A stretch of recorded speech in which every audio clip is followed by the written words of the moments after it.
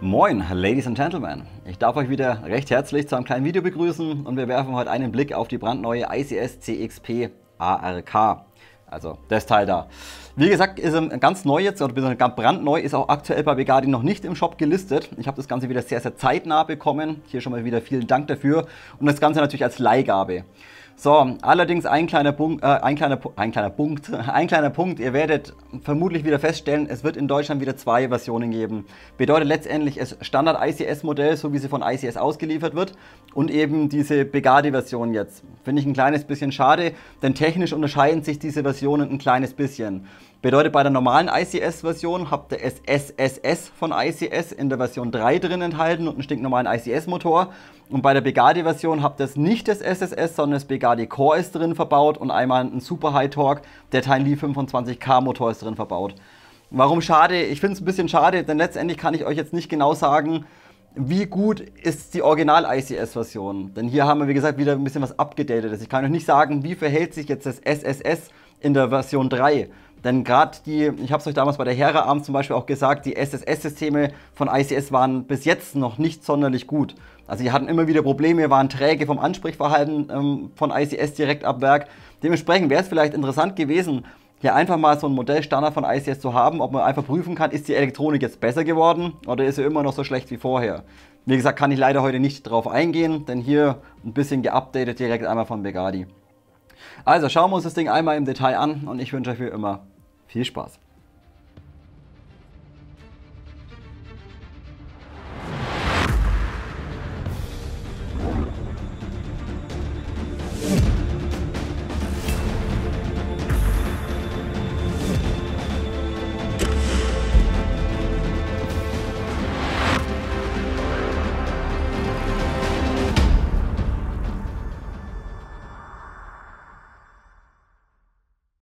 Gut Leute, wir legen los, wie immer zunächst einmal mit dem Lieferumfang. Wenn ihr das Ding aufpackt, habt ihr im Karton enthalten keine Gebrauchs- und Sicherheitsanweisung, sondern letztendlich nur so ein kleines Kärtchen mit dem QR-Code drauf. Bedeutet, die Gebrauchsanweisung, Sicherheitsanweisung könnt ihr euch letztendlich nur in digitaler Form als PDF runterladen. Finde ich auf der einen Seite finde ich es gut, PDF kann man schön ranzoomen, schön großziehen, ist in Ordnung und auch spart man ein bisschen Ressourcen. Wie gesagt, da kann man nicht großartig schimpfen. Dann allerdings legen sie mir so einen fetten, ewig riesengroßen Werbekatalog dabei mit sämtlichen Modellen, schön hochwertig gedruckt. Da hätte man meiner Meinung nach auch drauf verzichten können, wenn man schon sowas hier macht. Wie gesagt, ja, ein bisschen Papierkram habt ihr drin. So, dann ein kleines Tool, worüber ihr rein theoretisch das Core einstellen könnt. Funktioniert aber nicht, zeige ich euch später. Dann einmal so eine Abdeckung, einmal für den Mündungsfeuerdämpfer vorne, könnt ihr einfach drüber stülpen, ist bei ICS eigentlich immer dabei. Ein spezieller CXP ARK Patch habt ihr dabei und der ist auch immer identisch grün und schwarz. Also ob ihr euch jetzt die schwarze Version kauft oder die Olive, es wurscht, es ist immer der grüne Patch drin enthalten.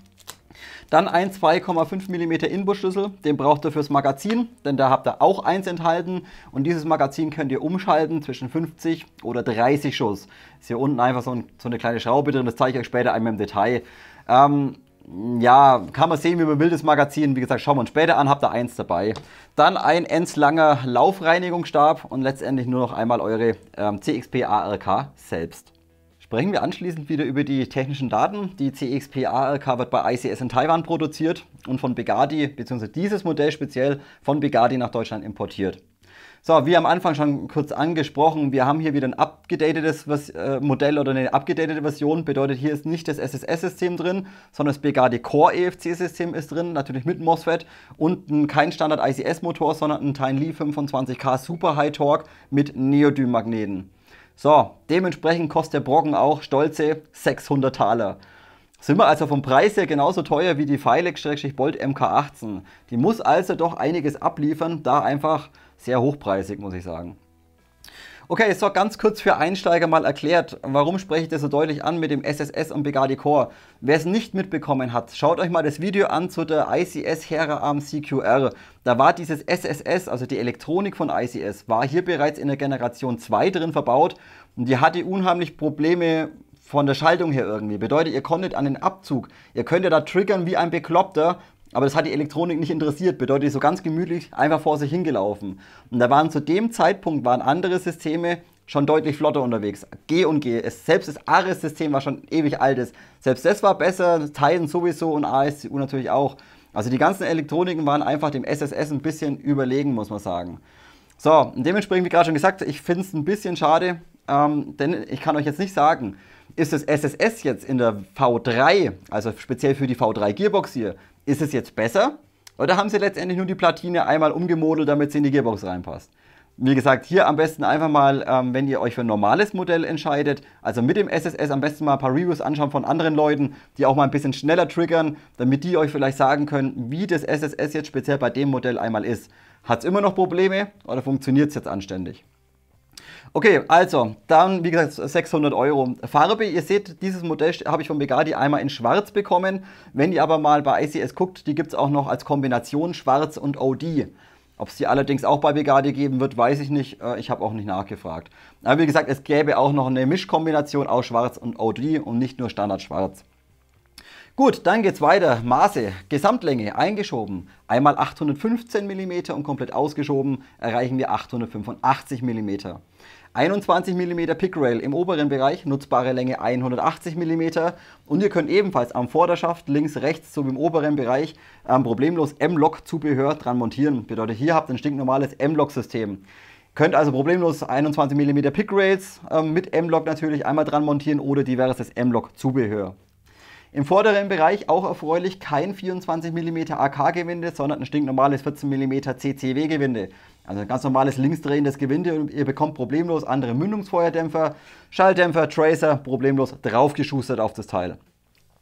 Der Innenlauf ist dann auch ein Standard ICS-Lauf, natürlich Aufnahme AEG-kompatibel. Die Länge sind 371 mm und der Innendurchmesser sind 6,04 mm.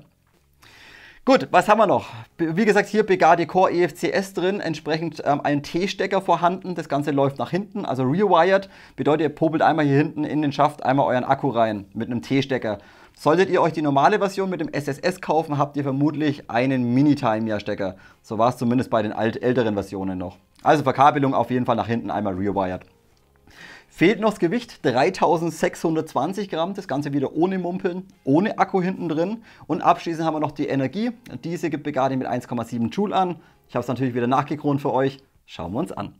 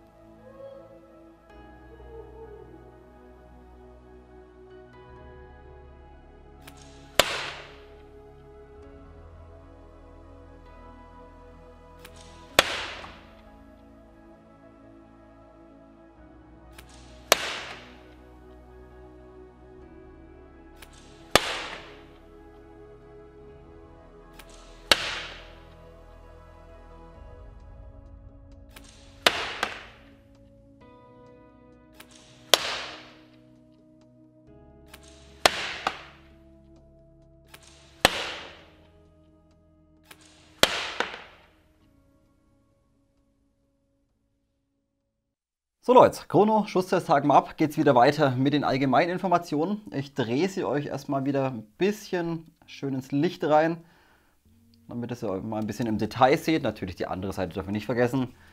Machen wir auch noch ein bisschen einmal so her. Sexy, sexy. Okay, gut, habt ihr sie mal gesehen. Zunächst mal der erste Eindruck bedeutet, ihr packt das Ding aus vom Gewicht her. Wenn ihr sie auspackt, denkt ihr euch, die wiegt fast ein bisschen mehr. 3600 Gramm, ich finde es vom Gewicht her in Ordnung, aber wie gesagt, man schätzt einfach ein bisschen mehr, dass er relativ wuchtig einfach rüberkommt. Auch vielleicht durch das sehr markante Gehäuse hier hinten, welches natürlich deutlich höher baut wie bei einer Standard-AK, also ja, ein bisschen höher, ein bisschen wuchtiger einfach ist, wirkt sie vielleicht auch ein kleines bisschen massiver. Wie gesagt, wenn das ja auspackt, wirkt ein bisschen schwerer.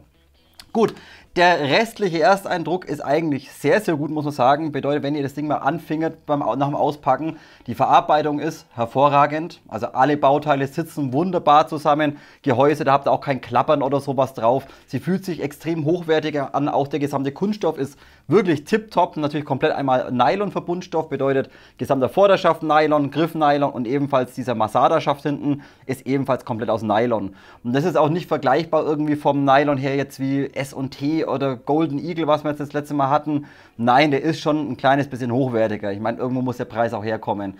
Also er fühlt sich wirklich super an, ist mega solide, mega robust der Kunststoff und von daher vom Ersteindruck schon mal recht gut. So, wenn man sich das Ding jetzt ein kleines bisschen genauer anschaut, dann fallen 2 oder 3 kleine Punkte auf, die ich euch jetzt direkt gleich mal sagen werde. So, zunächst einmal Korn einstellen, habe ich euch beim Lieferumfang gesagt, habt so ein kleines Tool dabei. Das passt aber nicht oben rein. Also das könnt ihr mega in die Tonne kloppen. Ich meine, die wenigsten werden das Korn nutzen, von daher scheiß drauf. Aber wie gesagt, das passt dann nicht mal oben rein und ist eigentlich komplett sinnfrei. Hätte man sich genauso sparen können. Und dann der nächste Punkt ist auch nochmal auf Chemikorn bezogen. Selbst wenn ihr die Wangenauflage, sprechen wir natürlich gleich an, runterstellt, ist das Korn zu hoch. Bedeutet, ihr müsstet, damit es ausgerichtet ist gerade, müsstet ihr mit dem Auge sowas von tief gehen. Bedeutet, entweder sitzt die Kimme zu tief oder das Korn sitzt zu hoch, der Kornträger allgemein. Also hier die Visierung könnt ihr eigentlich getrost vergessen und ihr ballert euch irgendwie einen ordentlichen Rotpunkt drauf am besten.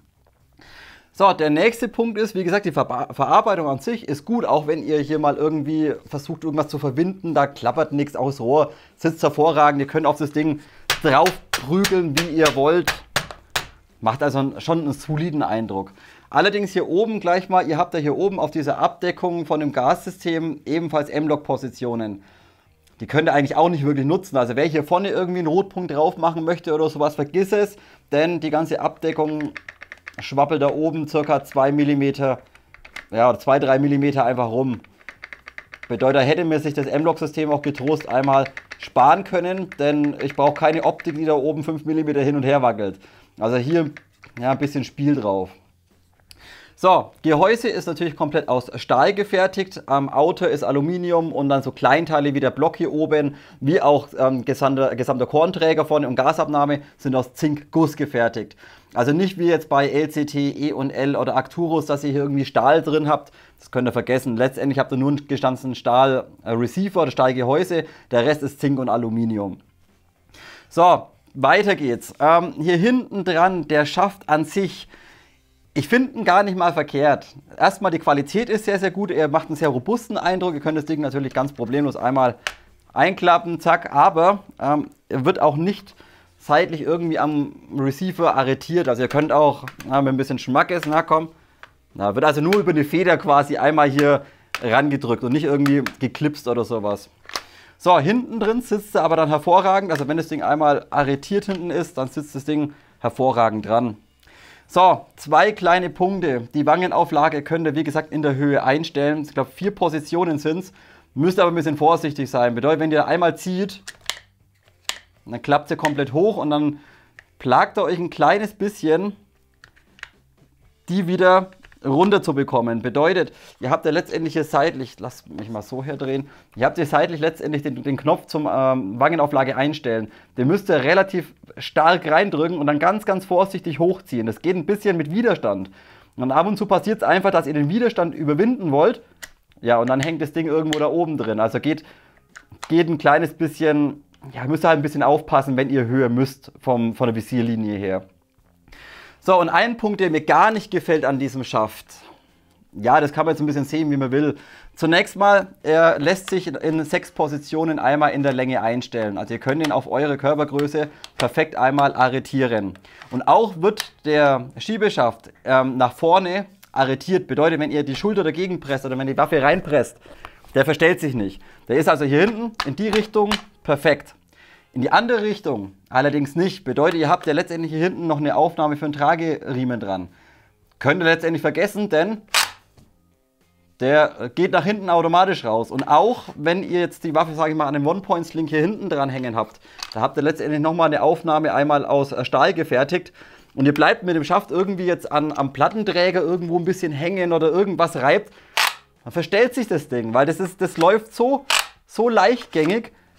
und arretiert letztendlich nur in die vordere Position. Wie gesagt, ja, man kann es dadurch schnell ausziehen. Aber wie gesagt, ich finde es ein bisschen störend. Ich finde es schöner oder hätte es schöner gefunden, wenn dieser eben in beide Richtungen arretiert und nicht nur nach vorne. Denn so, wie gesagt, sobald er da ein bisschen hinkommt mit ganz wenig Schmackes, zieht sich das Ding automatisch aus. Vielleicht ein bisschen Geschmackssache, vielleicht ein bisschen Maulen wieder auf sehr hohem Niveau, aber wie gesagt, ich finde es besser, wenn er eben in beide Richtungen fest arretiert. Gut, die Haptik ist, wie gesagt, sehr gut, auch vom Handling her hervorragend. Da kann man gar nicht mauern, liegt super im Anschlag drin. Auch hinten die Schaftkappe ist einmal richtig schön weich gummiert hier hinten drauf. Und auch unser Feuerwahlhebel ist deutlich größer wie bei einer Standard-AK. Und ihr habt auch hier die Möglichkeit, ihr müsst also nicht umgreifen oder oben drüber greifen oder so rumgreifen zum Umschalten, sondern ihr könnt auch hier ganz bequem einmal den Finger drauflegen und hier seitlich einmal umschalten. So, jetzt seht ihr aber auch, der Feuerwahlhebel mittlerweile läuft er ein bisschen weicher. Standardmäßig war relativ viel Widerstand drauf. Bedeutet, wenn ihr hier umschalten wolltet, habt ihr so arg ziehen und drücken müssen hier seitlich, dass ihr automatisch immer komplett unten drin gehangen seid. Bedeutet hier, gerade für Österreicher, Schweizer, die eben Semi- und Full-Auto schießen dürfen, der Feuerwahlhebel, wie gesagt, da kann es schon ab und zu mal passieren, dass der ein bisschen überspringt und ihr dann einfach unten drin hängt. So, wenn wir gerade schon beim Feuerwahlhebel sind, wenn ihr hier mal vielleicht mal reinschaut, bei vielen AK-Modellen haben wir immer, ja, ist ja quasi das Verschlussgehäuse hier oben einmal offen. Bedeutet, wenn es nach hinten fährt, habt ihr hier so eine offene Stelle drin. Und das sieht man bei vielen Modellen einfach die Gearbox und den Zylinder durch. Das sieht immer ein bisschen fragwürdig aus. Bei der ICS, können wir natürlich auch hier oben einmal aufklappen, da können wir uns das Ganze vielleicht mal anschauen. ICS hat hier dieses Blech von der Gearbox ein bisschen verlängert und nach unten weggeklappt. Bedeutet, dieser Schlitz ist letztendlich über dem Blech nochmal verschlossen und man sieht die Gearbox nicht und den Zylinder nicht. Finde ich also sogar ja, ein bisschen schöner, ehrlich gesagt. Gut, natürlich dann hier oben später zum Hop-Up einstellen. Das läuft hervorragend, nur die Feder quietscht ein kleines bisschen. Ich kann auch einmal nochmal zumachen, das Ganze. Wie gesagt, das läuft tipptopp. Aber die Feder innen drin, die reibt ein bisschen oder quietscht ein kleines bisschen. Kann man vielleicht ein bisschen fetten und gut ist. Und was auch schön ist, das zeige ich euch später nochmal zum Hop-Up einstellen. Ihr zieht den Verschluss zurück und hakt das Ganze einfach oben am Feuerwahlhebel ein. So, dann könnt ihr hier ganz normal einmal rein, Hop-Up einstellen, wenn ihr fertig seid. Entweder schnalzen lassen oder eben langsam nach vorne kommen lassen. Also ihr müsst nicht den Verschluss jedes Mal hinten halten, um es Hop-Up einstellen zu können. Finde ich auch schön, hat mir damals bei der, ich glaube G&G hatte das, G&G war das glaube ich, hatte das auch, fand ich gut. Okay Leute, das soll es Allgemeininformation gewesen sein. Dann geht es weiter, Thema Akku einlegen, Platz für einen Akku, Ansprechverhalten, Klangbild. Das heißt, lasst mich erstmal das Magazin da rausballern. Da sprechen wir später nochmal drüber, über den Zipfel, der da rauskommt. So, Akkus, was bekommt da rein? Wie gesagt, ihr könnt hier hinten die Akkus reinmachen. Normalerweise müsst ihr hier hinten diese Schaftkappe, welche aus Gummi ist, einmal abziehen. Ihr könntet auch für kleinere Akkus den Schaft einfach komplett runterziehen. Bedeutet reindrücken und dann einfach komplett bis Anschlag abziehen. Geht für kleine Akkus auch. So, also jetzt haben wir hier hinten einmal unseren T-Stecker und dann seht ihr hier hinten einmal den Platz für den Akku. Ist wie gesagt, ist letztendlich so ein Masada-Schaft hinten oder ähnlich der Masada. Ihr bekommt problemlos die Standard-Akkus rein, 11,1 Volt, 1400 mAh und dann spielt es auch keine Rolle, ob ihr jetzt einen Triple-Stick nehmt, also die 3 Zellen einzeln, oder einen Single-Stick, das ist wurscht, das bekommt ihr ganz bequem und ganz easy hier hinten reingeschoben. Ihr würdet auch größere Akkus reinbekommen, der 2150er von Begadi passt nicht, da sind die Zellen ein bisschen zu breit, aber der Turnigy mit 2000 mAh, der passt auch wieder mit Ach und Krach rein. Ihr müsst aber, das ist ein bisschen, ja, ist wieder ein bisschen gefummelt. Ihr bekommt eine Zelle so rein und die 2 Zellen unten so. Also ihr müsst da so einen Block basteln. Und dann ist es aber ein bisschen, wie soll ich sagen, zum Einlegen geht's. Ihr schiebt den ganzen Mist da einfach ein bisschen mit Schmackes rein, steckt ihn an und fertig. Zum Rausbekommen ist es allerdings fummelig, denn ihr habt hier hinten so einen kleinen Versatz innen drin, so eine kleine Kante. Und wenn ihr natürlich diese Zellen hier unten so als Block macht, dann gehen die im inneren Bereich ein bisschen auseinander und dann bekommt ihr das echt mega schlecht wieder rausgeballert. Bedeutet, ich musste dann quasi hier hinten mit ein bisschen Schmackes den Kunststoff ein bisschen auseinanderdrücken, damit ich den Akku wieder rausbekommen habe. Wenn euch das egal ist, wie gesagt, passen auch 2000 mAh 11,1 Volt rein. Aber es rausziehen ist ein bisschen, wie gesagt, ein bisschen fummelig. Ansonsten 1400, 1450, gar keine Probleme. Okay, so, wir machen natürlich das Ansprechverhalten und das Klangbild wieder mit einem humanen Akku. Wir nehmen jetzt einfach mal diesen Single-Stick, den ballern wir uns jetzt da einfach mal ganz kurz rein und dann schauen wir uns das System einmal an. Natürlich, jetzt könnt ihr euch natürlich denken, wir haben einen super High-Torque-Motor drin, den Tiny Leaf 25K mit Neodym-Magneten. Bedeutet, das Ansprechverhalten ist mega pornös bei dem Teil. Und das spielt auch keine Rolle, ob ihr jetzt da 1,7, 1,8 oder ob ihr in das Ding vielleicht 2,2 Joule reinballert, es ist wurscht. Der Motor zieht also problemlos alles auf.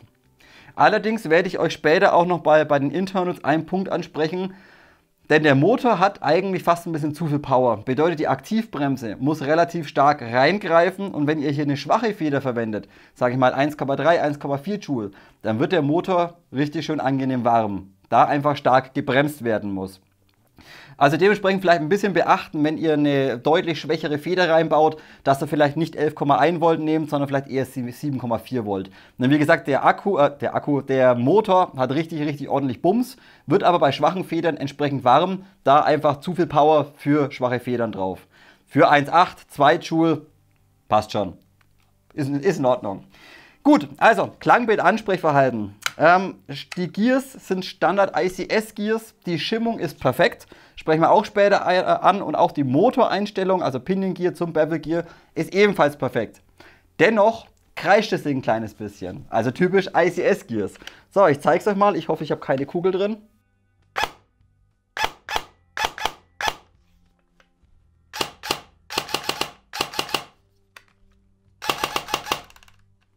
Ja.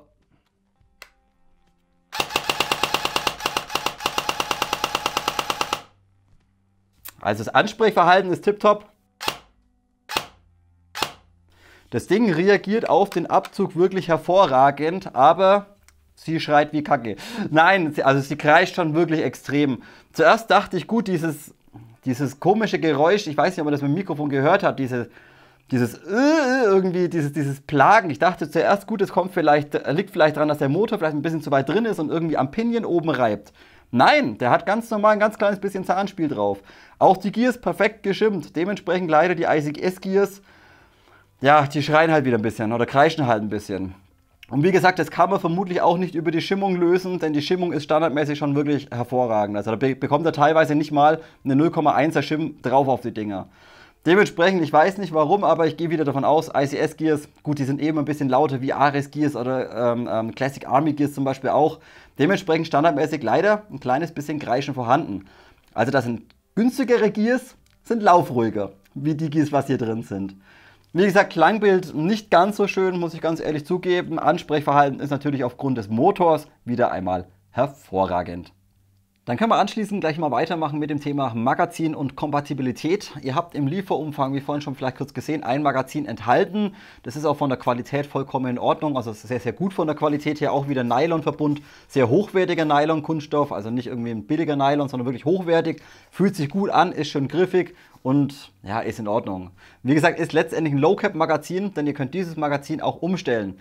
Standardmäßig bekommt er 50 Schuss rein, also ist ein Single Stack, kein Double Stack. Single Stack Magazin, maximal 50 Schuss und ihr habt im Lieferumfang so einen kleinen Inbus dabei. Letztendlich könnt ihr dann einfach hier seitlich einmal in dieses Loch reinpopeln. Da ist eine kleine Schraube drin, die drückt ihr rein und dreht sie um 180 Grad. Dann macht so ein Klicken und dann habt ihr das Magazin umgestellt auf maximal 30 Schuss. Das ist für Milsimmer vielleicht recht interessant, für normale Skirms. Wäre mir persönlich ein stinknormales Mid-Cap Double Stack mit vielleicht 150, 160 Schuss, wäre mir ein bisschen lieber gewesen. Gibt es aber von ICS nicht. Also von ICS bekommt er entweder das Teil da, 50 bis maximal 30 Schuss, oder ein High-Cap mit 500 oder 550 Schuss, also so eine Rasselkiste. Ein anständiges Mid-Cap ist von ICS nicht erhältlich.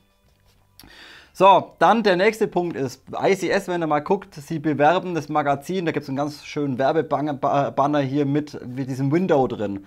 Das ist letztendlich genauso wie bei den normalen Midcaps für M4-Modelle. Ja, wir haben hier so ein transparentes Ding drin, aber wir können nicht durchschauen.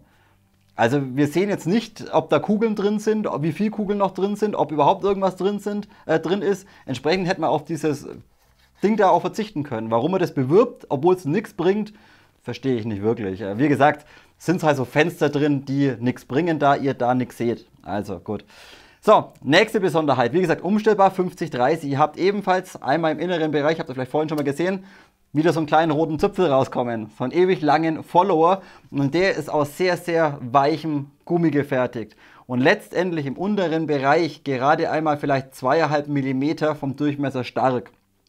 Vorteil natürlich, uns wird auch die letzte BB in die Hop-Up-Kammer reingefeedet. Bedeutet, wenn ihr das Magazin entnehmt und rauszieht, fällt keine Kugel mehr raus. Ihr könnt also wirklich, bis die letzte Kugel draußen ist, alle rausfeuern, komplett.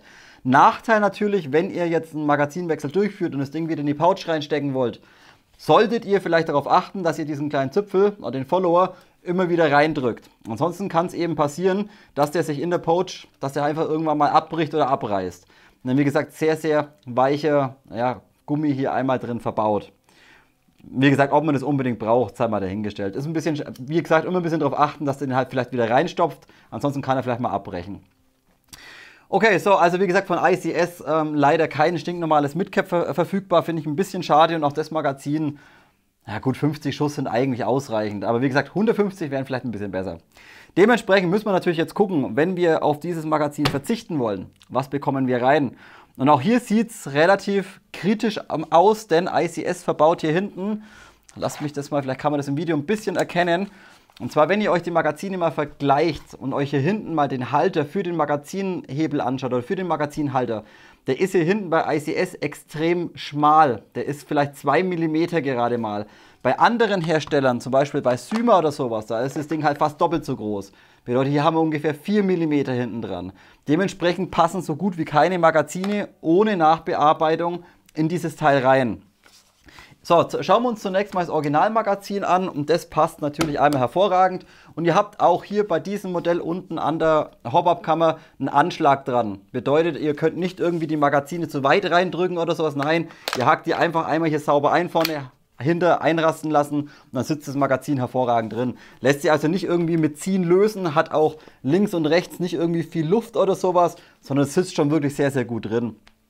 So, jetzt der Kompatibilität. Wie gesagt, ich habe ein Magazin da, das passt und das ist von Arcturus. Das funktioniert tadellos und ist auch das einzigste Magazin, was ohne Nachbearbeitung problemlos hinten arretiert und auch feedet. Bedeutet, hier sitzt das Ganze hervorragend drin und sitzt sogar ein bisschen besser wie das Originalmagazin. Denn wie gesagt, der hintere Hebel oder der Halter ist ein kleines bisschen größer bei Arcturus. Aber das funktioniert und schnappt hervorragend ein und wie gesagt, das hält hervorragend drin und lässt sich auch problemlos einmal wieder lösen. Alle anderen Magazine, welche ich da habe, sei es jetzt das Lonex-Magazin oder diese beiden Syma-Magazine, bei denen ist überall dieser hintere Hebel einfach ein bisschen zu groß. Bedeutet, wenn ihr jetzt schon solche Magazine habt oder ihr kennt euch ein kleines bisschen aus oder könnt ein bisschen nacharbeiten, dann kauft ihr euch einfach günstige Magazine von Syma und macht hier hinten diesen Halter einfach nochmal einen Millimeter mit der Feile ein kleines bisschen schmäler. Also ein ganz kleines bisschen Material von dem Kunststoff abnehmen und dann würden auch Syma-Magazine problemlos reinpassen. Denn wie gesagt, das einzigste Problem ist letztendlich nur, dass die am Magazinhalter nicht arretieren oder nicht einschnappen. Da einfach der hintere Hebel hier oder der Halter ein kleines bisschen größer ist. Kleines bisschen nacharbeiten, eine Minute, dann ist das Ganze gefixt und ihr bekommt eben auch andere günstigere Magazine problemlos in die ARK einmal rein. Gut, was ich euch jetzt gar nicht sagen kann, Kosten für ein Ersatzmagazin. Falls ihr sowas hier auf Ersatz haben wollt oder wenn ihr die Magazine gut findet, kann ich euch nicht sagen. Ich habe auch noch keinen Preis bekommen. Ich denke mal, die werden, gut, ICS-Magazine sind immer ein kleines bisschen teuer. Ich denke mal 30, vielleicht 35 Euro ein Ersatzmagazin. Da fahrt ihr halt mit irgendwie Arcturus-Magazinen, fahrt ihr halt deutlich günstiger und die sind hervorragend, die Magazine. Ebenfalls Polyamid-Kunststoff, habt ihr auch einen kleinen Follow oben rauskommen. Wie gesagt, ich würde euch vielleicht Arcturus Magazine ans Herz legen. Gut Leute, dann geht's weiter. Verarbeitungsqualität, Passgenauigkeit und verwendete Materialien. Wir fangen wieder vorne an. Mündungsfeuerdämpfer, sehr schönes Design, wie ich finde. Ist auch einmal komplett aus Stahl gefertigt und das Ganze CNC gedreht und gefräst. Entsprechend ein kleines bisschen arg scharfkantig, gerade hier oben. Das könnt ihr jetzt nicht sehen, aber passt mal auf, wenn ich den ein bisschen so herkipp. Der ist hier oben einmal komplett aufgefräst und nicht entgradet. Also vermeidet es wirklich hier mit dem Finger, irgendwie mit der Fingerkuppe drüber zu schrubben. Ansonsten könnt ihr euch ganz, ganz schnell schneiden, denn der ist ultra scharfkantig hier im oberen Bereich. Da hätte ICS gerne mal noch ein bisschen Schleifpapier einmal ansetzen können. Auf jeden Fall kommt das aus Stahl. Wie gesagt, Qualität ist hervorragend, Design gefällt mir auch und ihr habt im unteren Bereich, oder das Ganze ist über ein 14 mm Standard Linksgewinde befestigt. Bedeutet, wenn ihr hier einen Schalldämpfer dran machen wollt oder einen Tracer oder einen anderen MFD, einfach hier unten einen kleinen Gewindestift einmal lösen, dann standardmäßig bei einer AK den Pin, der hier oben gefedert ist, einmal reindrücken und dann entsprechend einmal den Mündungsfeuerdämpfer einfach abschrauben. Und dann, wie gesagt, dann könnt ihr ganz normal alles dran schustern, was ihr wollt. Gut, gesamter Kornträger, Gasabnahme hier im vorderen Bereich. Hier haben wir den gesamten Block letztendlich einmal aus Zinkguss gefertigt. Also nicht wie bei Arcturus oder E&L oder LCT aus Stahl. Nein, hier haben wir letztendlich nur Zink. Aber von der Verarbeitungsqualität her wirklich sehr, sehr schön gemacht das Ganze. Also es wirkt nicht irgendwie, ja, wie so ein billig Gussklump oder sowas. Nein, es sieht wirklich, das ganze Bauteil sieht wirklich hervorragend aus von ICS. Also auch hier, auch wenn es nur Zink ist, würde ich sie definitiv heute nicht kritisieren. Sitzt auch einmal hervorragend dran, also das gesamte Frontset, auch wenn ihr hier versucht zu drehen, zu machen, zu wackeln, irgendwas, keine Chance. Sitzt also wirklich einmal hervorragend dran, das gesamte Frontset. Der Outer ist dann letztendlich einmal komplett aus Aluminium gefertigt und geht letztendlich bis in die Aufnahme einmal komplett einteilig hinten rein. Also auch hier kein Stahl-Outer oder sowas, sondern auch ebenfalls Standard Aluminium. Gut, dann lasst mich das Ding einfach mal kurz ein bisschen rüberschieben, dann kann man hier gleich weitermachen. Auch unser gesamter Vorderschaft ist hervorragend von der Qualität her. Zunächst mal Passgenauigkeit ebenfalls sehr, sehr gut. Die Haptik ist ebenfalls toll, wenn ihr mal guckt, ihr habt hier unten nochmal so einen Radius eingearbeitet. Bedeutet, wenn ihr hier greift, greift ihr wunderbar in diesen Radius da vorne rein. Und entsprechend, das Ding liegt wirklich richtig, richtig gut in der Hand. Also hier wirklich von ICS mitgedacht, nicht einfach irgendwas konstruiert und fertig, get schon. Nein, hier ein bisschen mitgedacht und ich finde es einfach unheimlich angenehm hier vorne. Wie gesagt, man kann toll reingreifen, man rutscht auch nicht nach vorne auf die Rail irgendwie ab oder auf die 21 mm Pick Rail, sondern es ist einfach wunderbar, lässt sich toll greifen, sicher greifen. Auch hier ein bisschen so, ja wie soll ich sagen, noch so ein bisschen so Einkerbungen drin, greift sich einfach gut.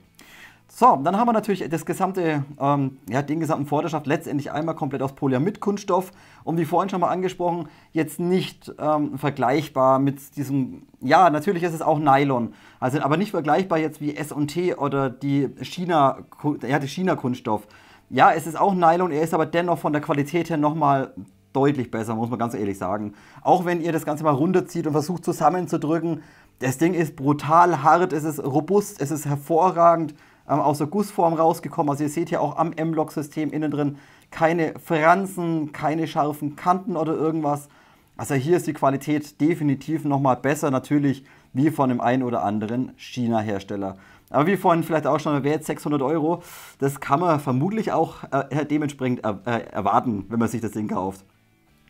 Gut, die obere Abdeckung, das habe ich euch vorhin auch schon mal ganz kurz gesagt. Jetzt hier nur mal ganz kurz noch mal eine Nahaufnahme. Wir haben zwar hier oben ein M-Lock-System drauf, bedeutet auch hier hätte, oder ja, ist von ICS vielleicht vorgesehen, dass er vielleicht nochmal eine Pick-Rail draufknallt auf das Ding. Aber wie vorhin auch schon mal gesagt, das ist das einzigste Bauteil, was leider doch viel Luft und Spiel hat.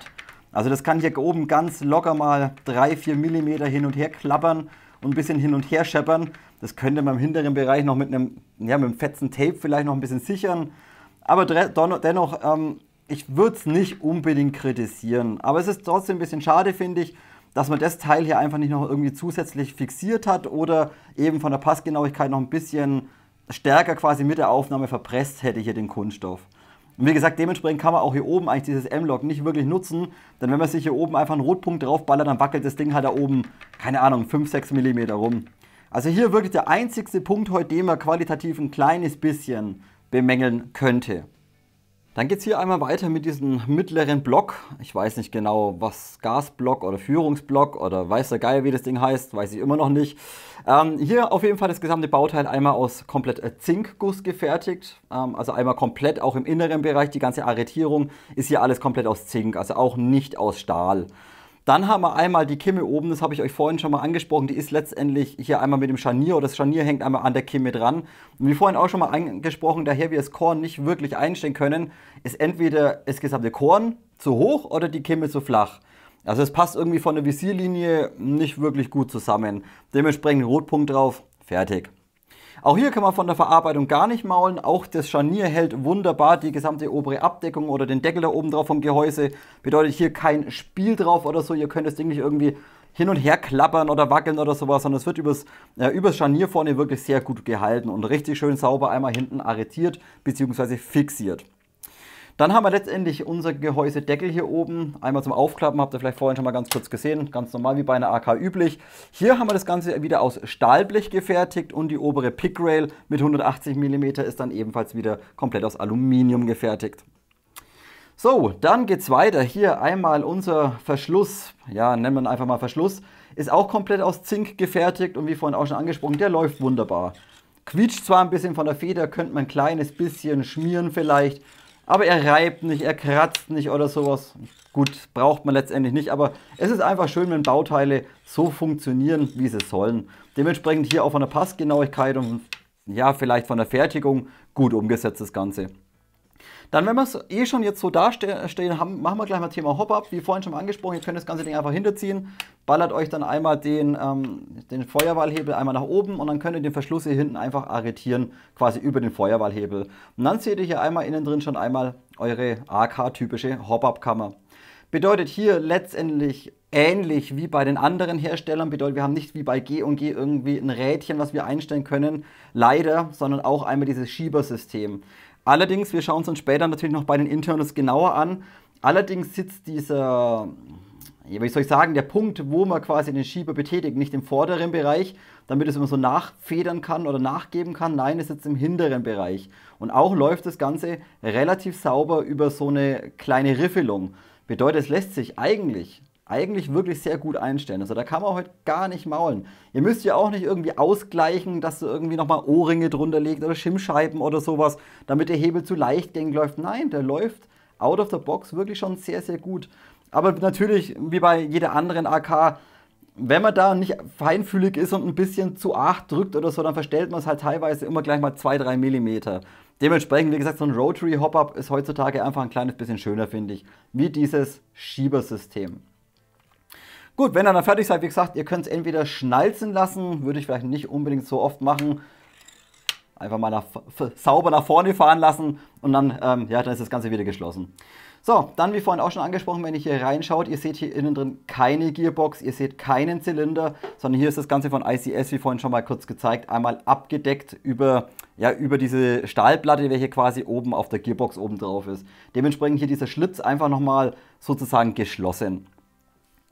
Der Feuerwahlhebel ist einmal komplett aus Zink gefertigt, relativ wuchtig. Also wenn ihr mal herschaut, der ist relativ breit, der Feuerwahlhebel. Und auch wenn dann mal demontiert, ein bisschen, wie soll ich sagen, ein bisschen schwer. Also nicht vergleichbar wie bei einer Standard-AK, halt dieser Stahlblech-Feuerwahlhebel, sondern hier das Ganze halt aus Guss gefertigt. Durch die Masse am Anfang, wie vorhin schon mal gesagt, durch die Masse am Anfang geht er wirklich unheimlich straff. Bedeutet, ihr hängt hier oben letztendlich über den Punkt einmal am Gehäuse fest und dann, wenn ihr das Ding noch auspackt und es die ersten paar Mal das Ding betätigt, da plagt ihr euch unheimlich, dass ihr das Ding überhaupt runter bekommt. Und dann macht es meistens immer so ein Klack und ihr hängt komplett unten drin. Wenn ihr das Ding, sage ich mal, keine Ahnung, 100 Mal hin und her bewegt, dann läuft sich das ein bisschen ein und ihr seht jetzt da, läuft das Ding schon deutlich besser. Also auch jetzt ist es ein bisschen schöner einmal zum Umschalten. Also wie gesagt, je öfter ihr das Ding verwendet und umschaltet, desto leichter oder schöner läuft er einmal. Aber so richtig sauber in die einzelnen Positionen rastet er jetzt nicht ein.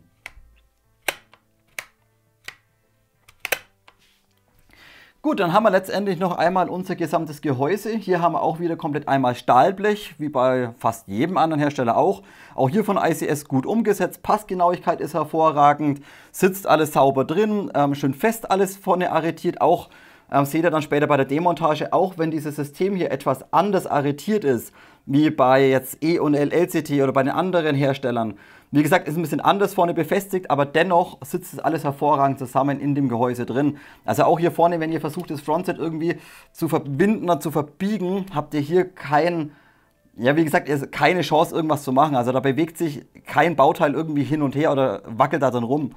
Also auch hier von den Arretierungspunkten und innen drin von den ganzen Führungen wirklich alles schön solide, robust gefertigt und von der Passgenauigkeit hervorragend umgesetzt. Können wir heute ausnahmsweise mal gar nicht rummauen. Schade, ich schimpfe doch so gern. Also auch Gehäuse würde ich sagen, definitiv vollkommen in Ordnung. Gut, Magazinhalter und einmal der Abzugsbügel ist dann Standard ebenfalls wieder einmal komplett aus Stahl gefertigt, beziehungsweise Stahlblech. Dann lasst uns noch kurz über den Abzug und über den Pistolengriff sprechen. Ich weiß, Pistolengriff ist immer irgendwie ein bisschen ein lächerliches Thema, aber ich finde es immer wichtig, denn gerade jetzt hier haben wir einen unheimlich wuchtigen Pistolengriff.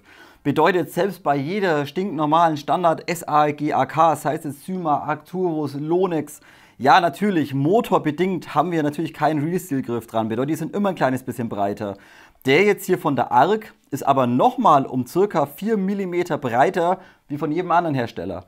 Und dementsprechend ist er ein bisschen, ich weiß nicht, der ist so fett einfach, so wurstig, finde ich. Also da, wie gesagt, ich finde andere, diese Moe-Klone zum Beispiel bei Arcturus, sind perfekt. Ja, da passt auch ein Motor rein. Also warum er jetzt diesen Pistolengriff so unheimlich massiv und wuchtig macht, keine Ahnung. Also ich finde einfach ein bisschen zu fett irgendwie.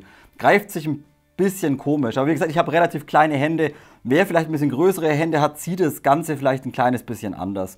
Ansonsten von der Qualität her ebenfalls wieder sehr, sehr gut. Toller Kunststoff, auch ganz leicht komplett einmal aufstrukturiert oder texturiert. Fühlt sich einfach von der Haptik her hervorragend an. Und wie gesagt, auch hier Nylon-Kunststoff und der gesamte Nylon von allen Bauteilen an diese ARK ist wirklich hervorragend. Abzug könnt ihr euch natürlich denken, ich wiederhole mich vielleicht ein kleines bisschen, aber wer es noch nicht weiß, natürlich über dieses Bugatti Core EFCS-System haben wir zwar einen Mikroschalter, durch dieses Umlenksystem im inneren Bereich haben wir aber nicht, keinen Druckpunkt. Also nicht wie bei einer M4 zum Beispiel, dass ihr jetzt den Abzug einfach hinterfahrt und dann merkt ihr so einen ganz kleinen Taster, worüber ihr richtig schön sauber einmal triggern könnt. Das ist hier nicht der Fall. Bedeutet, ja, wir haben einen Mikroschalter, aber wir nehmen diesen nicht wahr. Also wir drücken letztendlich einfach hinter und da hinten kommt dann einfach unser Mikroschalter irgendwo. Aber wie gesagt, Druckpunkt könnt ihr vergessen, habt ihr keinen. Es ist aber natürlich auch möglich, schön sauber einmal im hinteren Bereich ein bisschen zu triggern. Wie gesagt, ich finde es immer ein bisschen schöner, wenn man ein bisschen Feedback einfach hat, ist aber hier jetzt bei V3 leider nicht der Fall. Gut Leute, dann sind wir abschließend letztendlich schon einmal beim Schaft hinten angekommen. Wie gesagt vorhin, das ist letztendlich ja ein Masada-Schaft, wie man eigentlich kennt, oder zu 90% ein Masada-Schaft. Ob der jetzt dazu zu diesem Modell passt, das ist ein bisschen Geschmackssache, finde ich. Er ist nicht vielleicht ganz passend, wie es ich finde, aber auch nicht ganz verkehrt, also irgendwie so ein Mittelding. Muss man sehen, wie man will, also wie gesagt Geschmackssache. Was ich euch aber sagen kann, der Schaft ist von der Qualität her und vom Material auch wieder hervorragend. Bedeutet hier auch wie beim Vorderschaft, wie beim Griff, einfach ein unheimlich guter Nylon-Kunststoff verwendet. Verarbeitungsqualität hervorragend, keine Nähte irgendwie spürbar, auch komplett so ganz leicht auftexturiert oder strukturiert. Die Haptik ist hervorragend, nicht zu weich, ihr könnt also hier nicht irgendwie was zusammendrücken, ihr könnt nicht irgendwie stark verwinden oder irgendwie sowas, da knarzt nichts. Im Gegenteil, der Kunststoff ist einfach hervorragend bei dem Modell. So, dann wie vorhin schon mal gezeigt, ihr könnt das Ganze natürlich auch einmal einklappen. Hier haben wir letztendlich die Arretierung, also den Knopf da, der ist ebenfalls aus Nylon gefertigt. Also der ist weder aus Zink noch aus Stahl oder sowas, sondern einmal komplett aus Nylon. Letztendlich, wenn das Ding einmal arretiert ist, hält es wirklich hervorragend. Also hier im Scharnier selbst oder auch in dem Knopf kein Spiel einmal drin. Das merkt man dann letztendlich erst, wenn man den Schaft einmal komplett auszieht in die maximale Länge, dann bekommt er doch einiges an Spiel drauf. Seht ihr vielleicht hier, klack. Also das ist vielleicht in der 6. Position vielleicht nicht wirklich zu empfehlen. Gut, daher die wenigsten von euch 2,20 Meter groß sind, wird man es wahrscheinlich auch ignorieren können. Dann, wie gesagt, hier Länge einstellbar einmal. Da habe ich euch vorhin auch schon mal gesagt, ich weiß nicht, ich werde es vielleicht auch sogar kritisieren ein bisschen, was ich ein bisschen schade finde. Ich meine, schaut, jetzt haben wir hier unten sogar eine Aufnahme von Trageriemen.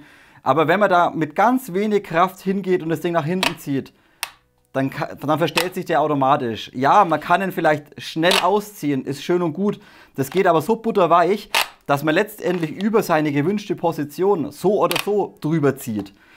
Und wie gesagt, bleibt ihr mal da irgendwo ein bisschen dran hängen, rennt ihr mal irgendwie, bleibt das Ding da irgendwo am Plattenträger ein bisschen hängen oder irgendwo an der Pouch ein bisschen hängen, ja, dann schiebt euch jedes Mal das Ding komplett hinten raus. Und dann, der nächste Punkt ist, wisst ihr, dann könnt ihr einfach das Ding einmal komplett nach hinten ziehen und teilweise wird er hinten nicht mal komplett zu 100% arretiert. Zack, dann zieht er komplett ab. Also warum er den jetzt nicht komplett nach vorne und nach hinten arretieren lässt, das verstehe ich nicht ganz. Wie gesagt, da hätte man meiner Meinung nach gerne darauf verzichten können, auf dieses automatische oder leichte Ausziehen. Denn letztendlich, wir haben da unten einen Druckknopf, wo man einstellen kann, warum arretiere ich den nicht nach hinten. Wie gesagt, für mich fast ein kleines bisschen Kritikpunkt. Ansonsten ist er in Ordnung.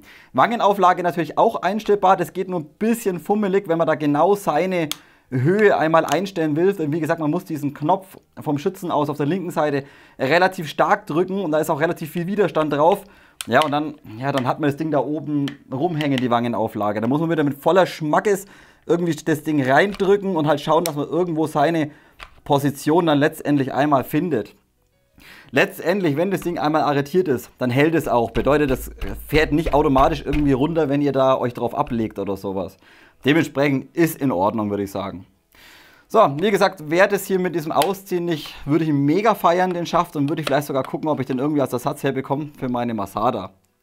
Gut, Akku einlegen habe ich vorhin schon mal gezeigt. Ihr ballert einfach hier hinten die Schaftkappe weg. Diese ist auch wunderbar einmal ein kleines bisschen strukturiert hier im hinteren Bereich und ebenfalls aus einem relativ weichen Gummi gefertigt. Liegt also richtig schön sauber einmal im Anschlag drin, diese ARK.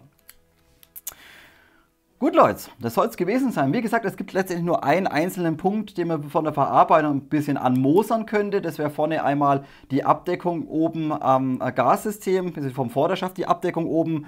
Und was ich heute vielleicht sogar kritisieren würde, das ist aber vielleicht auch ein bisschen persönlich, vielleicht stört es euch nicht, das ist eben dieses leichte Ausziehen von dem Schaft.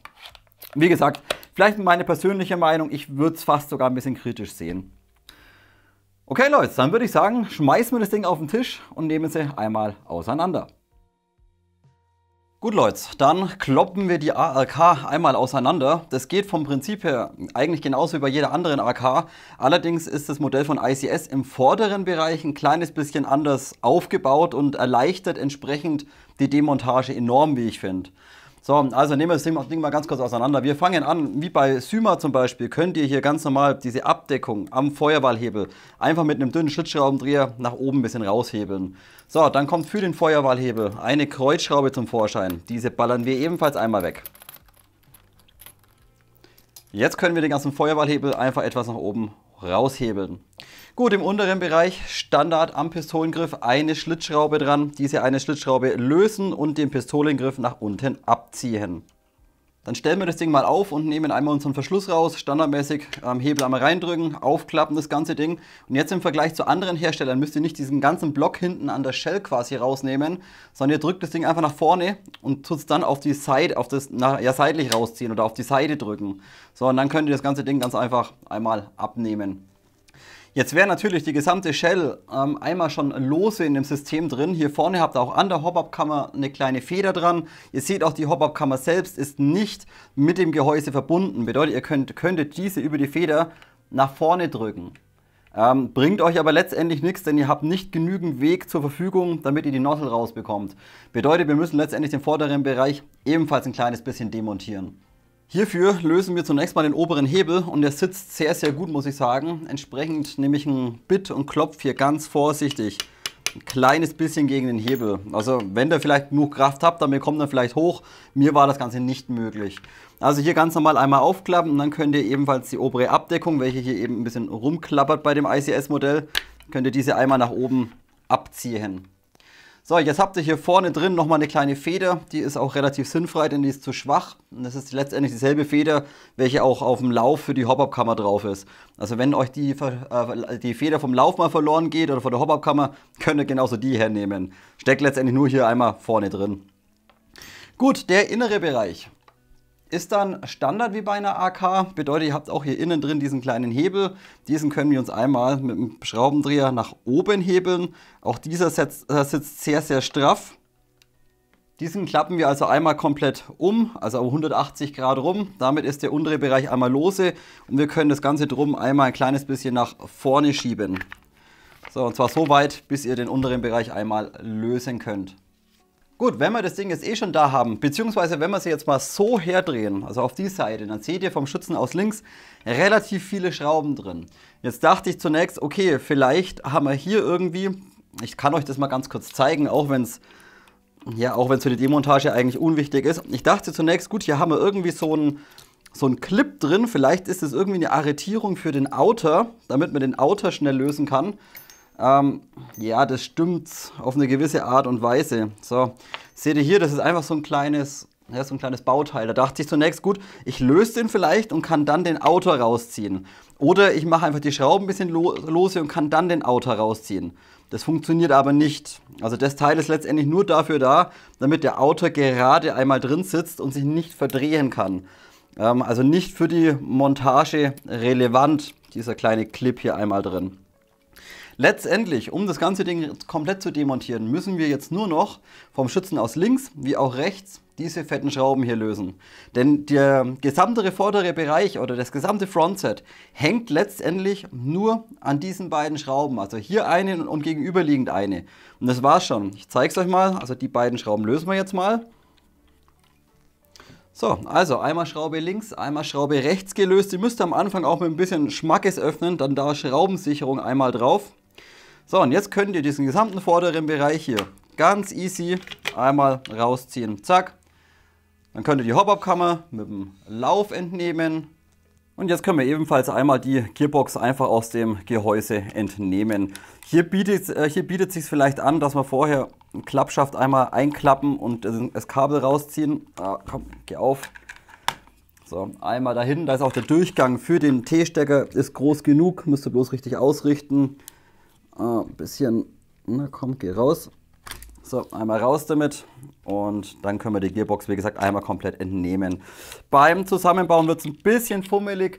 Dann, wenn ihr euch mal die Shell auf der Seite anschaut, ist dieses Core, wie viele Kabel da einmal dranhängen. Dann müsst ihr also bei der Verkabelung ein bisschen aufpassen, damit es wieder sauber reinlegt. Und wie gesagt, das ist ein bisschen viel Kabel, was hier rumfummelt. Da wäre vielleicht irgendwie so eine Kabelabdeckung, wäre hier vielleicht auch noch ganz nett gewesen. Gut, somit ist das Ding einmal komplett bereits zerrupft. So Leute, Gearbox ist auch einmal komplett demontiert. Dementsprechend können wir gleich einmal weitermachen mit den Internals. Beziehungsweise die Demontage Gearbox habe ich euch nicht gezeigt. Ist eine stinknormale handelsübliche V3. Habe ich euch auch schon in anderen Videos gezeigt. Ist eigentlich selbsterklärend. Bedeutet hier einmal Motor wegschrauben, Kabel unten lösen. Müsst ihr nur aufpassen, da hinten hier ist ein Klebeband drüber beim Motor, wo die Kabel hochgehen. Also Klebeband lösen, Kabel abziehen unten am Motor. Quasi hinten dann das Ganze abschrauben, abziehen. Dann könnt ihr sie auch einmal entspannen über den Anti-Reversal hier unten drin, wenn ihr den wollt. Oder ihr löst direkt die Feder hinten über das Federschnellwechselsystem. Dann einfach alle Schrauben lösen, oben das Blech einmal abziehen nach vorne, dann könnt ihr die Gearbox einfach öffnen. So, also machen wir einmal weiter mit den Internals. Gearbox, wie gesagt, die Shell an sich ist eine handelsübliche, stinknormale V3 Gearbox und entsprechend wäre sie auch zu anderen Herstellern kompatibel. Braucht man aber meiner Meinung nach nicht, denn eine V3 geht eigentlich nicht kaputt. Also die hält schon deutlich mehr aus wie jetzt eine stinknormale V2, sage ich mal. Dementsprechend auch für mehr Energie 2, 2.1, 2.2, warum auch immer. Rein technisch gesehen würde es die Gearbox aushalten. Ich meine, das Ding kommt ja bereits mit 1.7 bis 1.8, ist vielleicht für das ein oder andere Spielfeld sogar schon ein bisschen zu viel. Aber wie gesagt, die Shell ist haltbar und robust, dementsprechend kann man hier überhaupt nicht schimpfen. Auch die Qualität von der Shell ist hervorragend, sitzt alles wunderbar zusammen. Die beiden Hälften verfügen über Nut- und Federsystem und können nicht aneinander irgendwie vorbeireiben oder sowas. Dementsprechend Passgenauigkeit, Fertigung tipptopp. Und auch hier würde das Ganze nochmal, wie man es von ICS vielleicht kennt, nach der Fertigung nochmal nachbearbeitet. Bedeutet, wenn ihr die Gearbox-Hälften zusammendrückt, seht ihr, dass hier nochmal mit der Fräse irgendwie bearbeitet wurde. Also hier wirklich von den Flächen her, wenn ihr die Shell zusammen macht, sitzt das Ganze wirklich hervorragend. Ihr habt hier nicht irgendwie einen Übergang oder habt hier keinen Spalt oder sonstiges. Also qualitativ wirklich sehr gut, muss man sagen. Auch die Lagerung ist erfreulich. Gut, wir haben jetzt hier zwar keine Kugellager drin, aber zumindest haben wir hier schon mal ein 8 mm System. Bedeutet 8 mm Stahllaufbuchsen an jedem einzelnen Gear. Hier hätte man vielleicht von der Lautstärke her vielleicht am Bevel und am Spur zumindest im oberen Bereich auf 8 mm Kugellager gehen können. Hätte man, kann man aber nicht kritisieren, 8 mm System tipptopp und ebenfalls sitzen die gesamten Lager bis in die Gleitlager hervorragend in der Shell drin. Also richtig sauber einmal eingepresst und ihr müsst wirklich, wenn ihr sie raus haben wollt, mit dem Hammer drauf prügeln, dass alles zu spät ist. Also hier richtig schön sauber einmal eingepresst und nicht wie bei anderen Herstellern, dass da die Buchsen irgendwie rumschwabbeln oder die Gleitlager. Nein, sitzen hervorragend in der Shell drin. Wenn wir das Ding jetzt noch zusammengebaut haben, können wir uns auch gleich die Schimmung einmal anschauen oder ansprechen. Dies ist ebenfalls sehr gut, muss ich sagen. Hier hat zum Beispiel es Sektor wie auch es Spur, gar kein Spiel. Also da bekommt er nicht mal eine 0,1er drauf. S-Bevel hat ein kleines bisschen Luft, also vielleicht 0,1. Das war es dann aber auch schon. Also hier von der Schimmung heute muss man auch sagen, ebenfalls sehr gut umgesetzt. Und nicht unbedingt jetzt, dass ihr neu schimmen müsst. Ja, die Lautstärke, habt ihr vorhin gehört, die Gears kreischen ein kleines bisschen, liegt aber nicht unbedingt an der Schimmung, sondern es kann dann auch an dem, ja, am Zahnspiel oder an den Zahnflanken von den Gears liegen. Und ICS-Gears sind halt immer ein kleines bisschen lauter, die kreischen immer. Egal wie gut man sie einschimmt, ist genauso wie bei Ares, die schimmt er perfekt ein und dennoch könnt ihr ein gewisses Kreischen drauf haben. Das ist eben durch die Zähne bedingt bei den ICS-Gears so. Also wie gesagt, Shell hervorragend, Lagerung eigentlich hervorragend und ebenfalls die Schimmung hervorragend. Ebenfalls, wie schon angesprochen, die Demontage geht eigentlich sehr, sehr simpel und ebenfalls habt ihr hier ein Federschnellwechselsystem drin.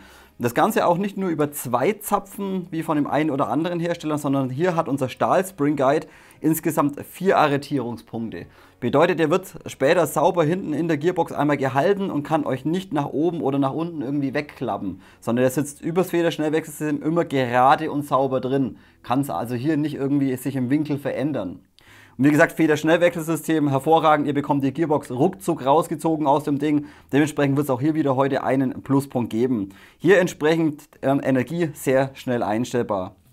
Und natürlich, auch wenn wir jetzt die Shell einmal aufklappen und uns das Ganze im inneren Bereich anschauen, natürlich, auch hier haben wir wieder von Begadi das Core EFC-System drin, die Elektronik mit der Aktivbremse, Federschnellwechselsystem ist drin und dementsprechend könnt ihr das Ding spielen, wie ihr wollt.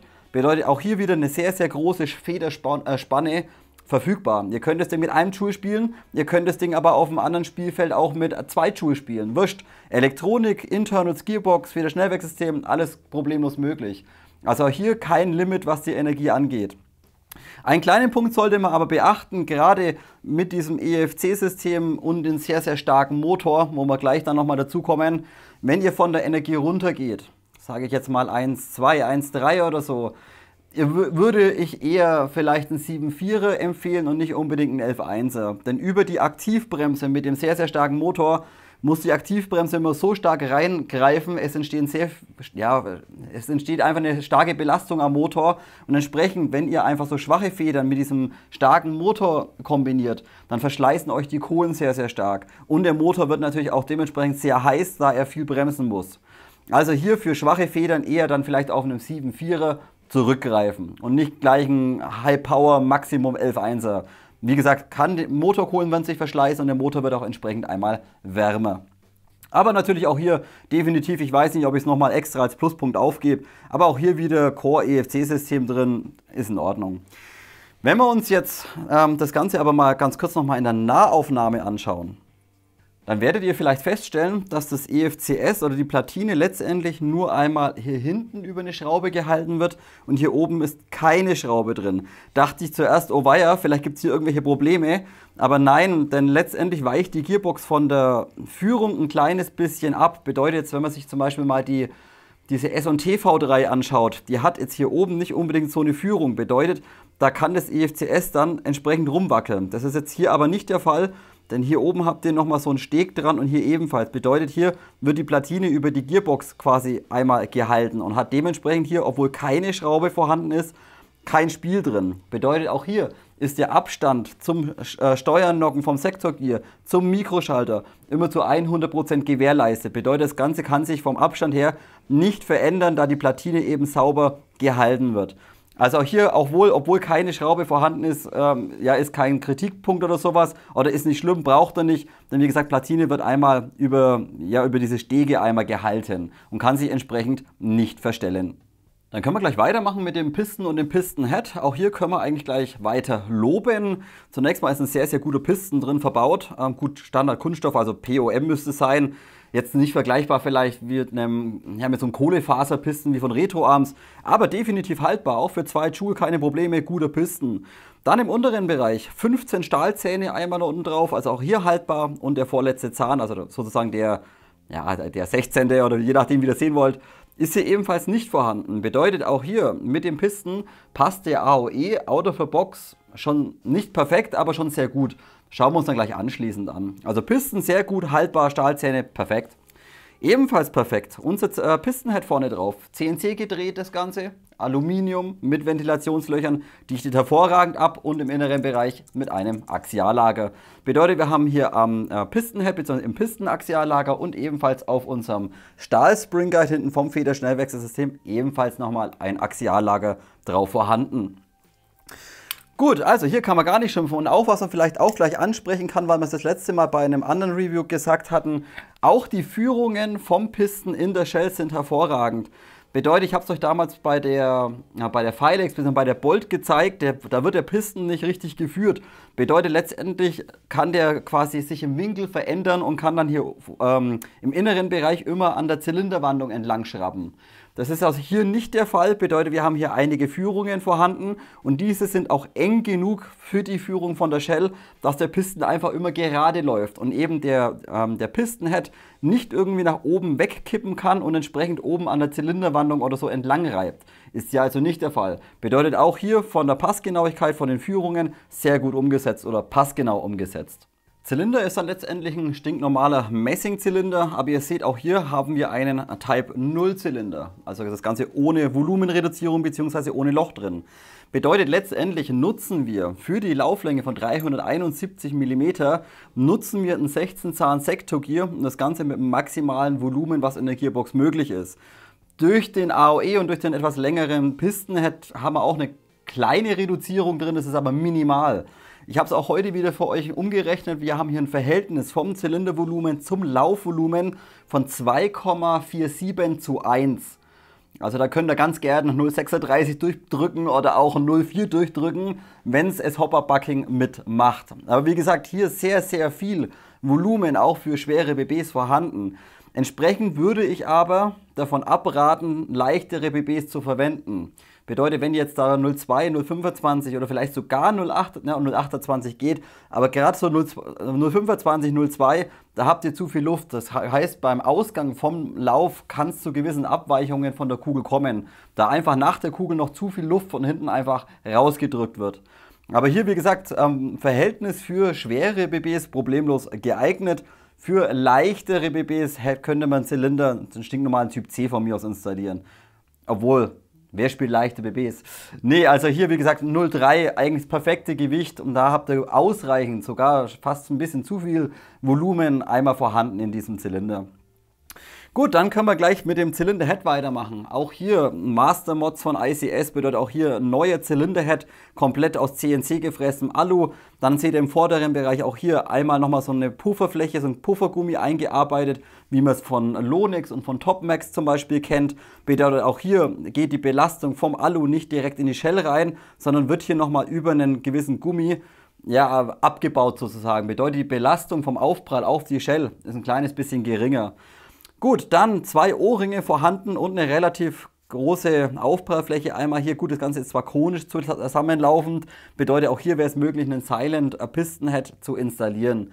Letztendlich, der Gummi geht zwar auch ein kleines bisschen in den Zylinder rein, aber ich würde ihn jetzt definitiv nicht vergleichen vom Sorbo mit einem Topmax oder sowas.